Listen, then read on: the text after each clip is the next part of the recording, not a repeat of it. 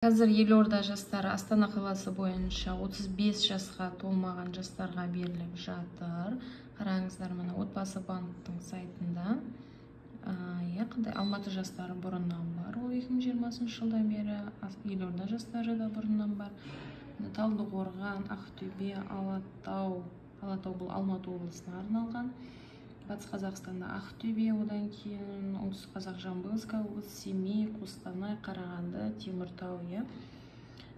Батыс Қазақстанда бар екен. Мына Қызылорда жастары сыр жастары деп аталады. Тоже 10% құясыз, 5% ставкамен кредит аласыз. Бұл яғни ең төменгі Қазақстандағы менімше бағдарлама. Әулиеата жастары ол Жамбылская облыс. Бұған дейін де болған болатын, Семейде болды.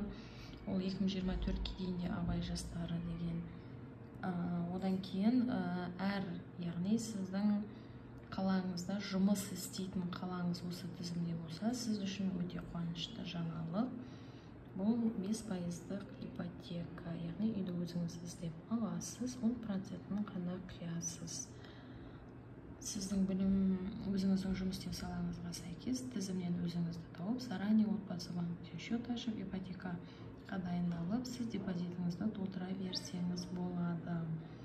Бұның барлығы 2023-тен бері жұмыс істеп жатыр. Алматы жастары 2020-дан, елорда жастары тоже сондай уақыттан.